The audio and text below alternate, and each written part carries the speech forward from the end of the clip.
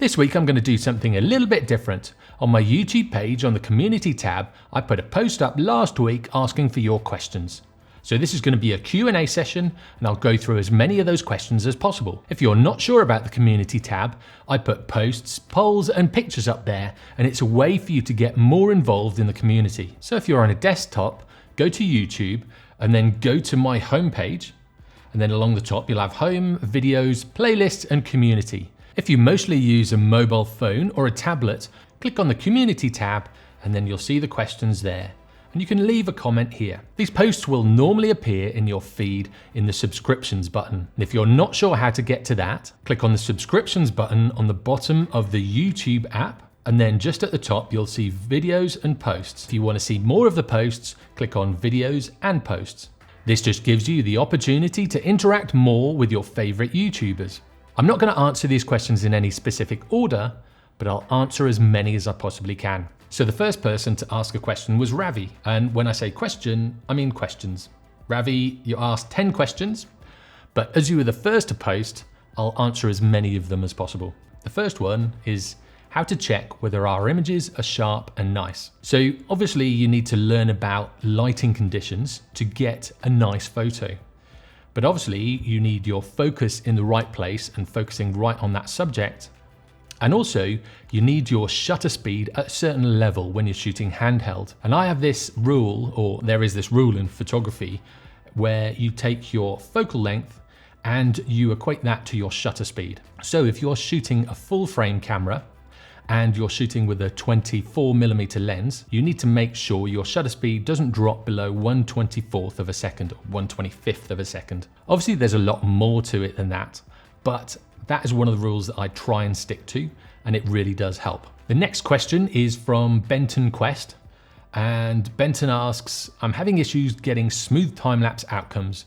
Can you review the numbers for us? One thing I've found is with traffic and people, what works best for that is 2 frames a second. Now the interval function system that they've just introduced in the latest firmware doesn't actually shoot that fast. So you can only shoot these in S and Q. If you're shooting clouds, it depends how windy it is. So say for instance, I was out on a really windy day not so long ago, and I was shooting 1 frame a second and the clouds moved really nicely through the frame. And then another time I shot it at the same frame rate, but it was only about 5 miles an hour. So the clouds were really slow and it took ages for them to get through the frame. I noticed this quite quickly, so then I changed it to 1 frame every 5 seconds, and this seemed to work a lot better. So with clouds, you really need to experiment. And then things like the sun and the moon moving through the frame, they take a little bit longer, and again, depends where you are in the world. If you're close to the equator, the sun will come straight up. So you can get away with, say, 1 frame every 2 seconds, but say for instance, you're in the UK, it takes a little bit longer, and I've found in the UK, anything between an interval of 5 to 10 seconds, and you'll get good movement with the sun and good movement with the moon through your frame. Next question is from Ian Lowe. Thanks for the question, Ian. He said, what recommendations would you have to someone struggling to learn Photoshop? Photoshop is such a vast program. There's things that I don't know about it, and I've been using it for years. So what you want to do is just take it in small chunks. Have a task or have something that you want to do. Say for instance, say if you do a sky replacement, have a photo and then have a photo of the sky and then learn how that process works. Don't learn anything more, don't learn anything less. Just go through the process of doing a sky replacement. And then you'll learn techniques that you can use in different ways. This is the best way I've come across to learn Photoshop because it's such a vast program. So DVSM asked what the difference is between silent shooting and non-silent shooting. Under what circumstances should you not use silent shooting? I'd say the best places to use silent shooting are places where there's natural light and where you're not pushing the shutter speed much beyond 1/500th of a second, especially with sports or fast moving things or items. It's basically because the camera is scanning through the sensor from top to bottom. So if you're moving quickly or the subject is moving quickly through the frame, it'll actually bend or skew throughout that photograph. The other thing that affects silent shooting is cheap LED lights and fluorescent lights as well. So they will cause flickering or banding sometimes in your shots. The next question is from Jez Reel, and Jez asks, which is best, full frame or APS-C? Now this is an age-old question, and ever since we've had digital cameras at our disposal, this has been a question and it's been debated many times. In my opinion, full frame is better for, say, things like low light and getting your background out of focus for a given frame. APS-C is much better for shooting sports when you're on the end of a long lens and you really need that reach. The next question is from Rye DXB, and Rye asks, why do I enjoy watching camera conspiracies even though he is a vegan? So Ryan's referring to Camera Conspiracies. It's a channel on YouTube, and if you haven't seen it yet, I suggest going over and watching him.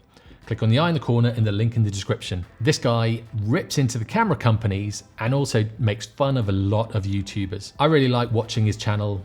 Rye does as well. And yeah, the guy's pretty funny. As for him being a vegan, I think if you go over to his other channel, Vegetable Police, he's gone from being a vegan to a meat eater to a carnivore, and he's got a channel all about diet. But as a meat eater, I can kind of understand the conflict that you've got going on in your head. One thing I did forget to mention is I'll try and pronounce everyone's names correctly, but if I don't, I apologize for that. So the next one is Mariam Samadi. Hope I pronounced that right. Have you tried the panning technique to photograph moving subjects? This is one thing I really like. Panning shots work really well for sports and any kind of fast moving object. We've been at the local racetrack here and had a lot of fun getting panning shots there. I also shot a lot of kite surfers and surfers. What I found is I start with, say, the shutter speed at around about 1/80th of a second, and then I'll bring the shutter speed down. Obviously, the lower the shutter speed, the more likely you're going to get a little bit more shake other than just the pan. So you need to experiment, and you need to have things that are going past you at the same sort of speed. And this is what I do. Like if we go to the racetrack, it's a perfect opportunity. You'll find a spot and you'll pan, and you'll keep panning as the cars go past. So if you don't quite get it right, you'll just repeat that motion again and again until you get a good one. This is one of those techniques that when you first try it, you'll take lots and lots of photos and you'll get one or two that are good. But the more that you do it, the better you'll get at it. The next question is from Tristan Ross. So thank you very much for the question. He asked, what's your favorite photo you've ever taken? And what's your favorite photo ever that someone else has taken? This is a really tricky question because there's so many great photographers and so many great photos out there. And for me, it comes down to personal preference, and it comes down to the personal experiences. My favorite photo that I've ever taken was in the Coromandel Peninsula in New Zealand.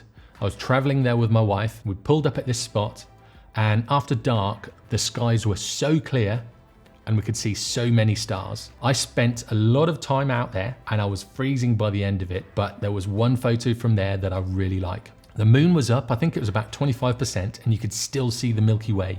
So that shows how clear it was. As for my favorite photo that someone else has taken, one that I really like is one of Chris Burkhart's photos from when he was, I think he was up in Iceland, I think it was, and they were shooting, I think it was Iceland.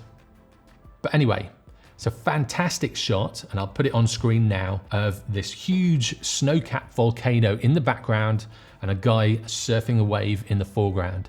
It just bottom turned and he'd come up and he'd hit the lip. So it's a really nice piece of action with a really nice landscape in the background. And I thought that shot was fantastic. So Ravi, I'm going to answer a few more of your questions. And there's a few that you ask about printing sizes and megapixels. You'll be interested to know I've got a printing video coming up soon. What I've done is printed a load of different prints at different resolutions, different dots per inch, and different megapixels. So once that video comes out, hopefully that'll answer a lot of your questions about megapixels, about printing sizes and things like that. The next question is from Sai Kishan. I hope I pronounced that right. So again, I apologize if I haven't pronounced it right. Sai processes in Snapseed. He's asked, what makes the difference when I edit in sRGB or my default color space? And what is the best? Now, these different color spaces and these different color profiles just come down to personal taste. It actually doesn't affect the photo too much, say with sRGB or your default color space. It just depends on what you like the best. The best way is to test it out. So take a shot in sRGB and then take another shot or edit another shot in your default color workspace and see which one comes out better and see which one you can push the most. This is the way I'd do it.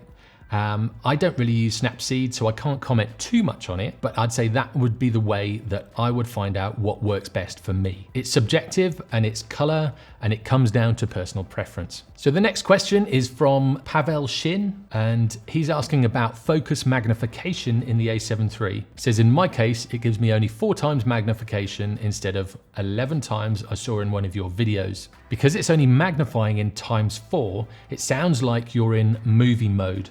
So you need to switch your mode dial to the top to manual mode or aperture priority. In the photo modes, you'll find it should magnify twice. And the first one should be, I think, 5.9, and the second one should be 11.7. So the next question is from Benem Bagherzadeh.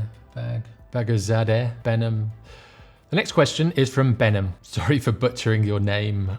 I really can't pronounce it. But he asks, when I record in my A7R III, there are some XML files. What are they? And do they affect color grading in post-processing? For me, these XML files aren't that important. I just import the video file and I'll put it in a folder and then I'll import that folder into Premiere Pro. I think if you import, say, from the SD card into the editing software, they can help in doing the file structure, I think it is, but I don't worry too much about them.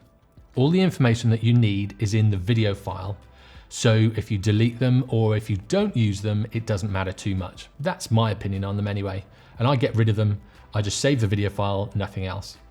They don't affect color grading. They don't affect anything to do with the video file. I think it's more to do how the computer looks at the pile of videos that you have. The next question is from Dia Eldin.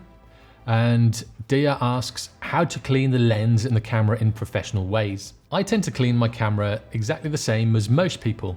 I have one of those little puffer blowers and I have a camera wipe, and I just make sure I blow any bits of dust and dirt away before wiping any of the lenses or wiping any part of the camera. As for the sensor, I'll be making a video on cleaning the sensor soon. One thing I do is take my cameras along to any photo exhibitions. Sometimes they'll have a cleaning booth, and if you go to some of the Sony stands, they'll have cleaning booths there, and they'll have a guy working on cleaning the sensors and the cameras. So Ravi, I'm going to answer another of your questions, and this one is, do we really rely on DxO Mark for cameras and lenses? I'd say we don't really rely on them, but they're a good source of information.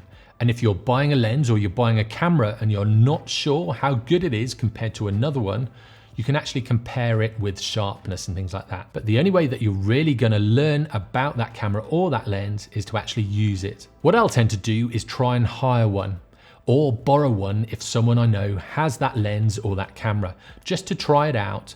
And even you can go into shops. I've taken an SD card in and I've taken a load of photos with that camera. And then I've taken those pictures back home and I've had a look at them just to see how they look. The next question is from Joseph. Joseph asks, have you heard about using the MyOps smart trigger? Now there are a few different companies doing smart triggers, but it looks really good actually for shooting lightning. It's basically a lightning trigger. It's a laser trigger. Apparently you can do HDR images in it as well. I haven't seen the results of it, but if the lightning trigger works well, I think this would be a really good unit to have. The last question is from Pivot Point Films, and you guys asked about fixed ND filters versus variable NDs. Now I use variable ND filters when I'm filming because it's so easy to use. You can be filming, and if your exposure changes, you can just rotate that variable ND just slightly. You do have to make sure you don't go into that X pattern like you've mentioned, but as long as you don't go into it, or as long as you keep an eye out for it, it's okay. Now for photography, I wouldn't suggest using a variable ND, although you can use it, but only up to about 5 stops of light. I much prefer having 3 fixed ND filters. Then you'll have single panes of glass, so the light will have to go through less glass, so it's less likely to be distorted. And then also you don't have the problem of having that X pattern on your images. And that's about it. I've really enjoyed doing this, so if you've enjoyed the process as well, leave a comment below and let me know how I got on. This is my first Q&A video, So if you like this one, I'll start doing it more often. As always, if you like what you see, give me a thumbs up. If you didn't, give me a thumbs down. And for weekly tutorials, hints and tips in photography and videography, subscribe and turn on notifications. I'll see you in the next one.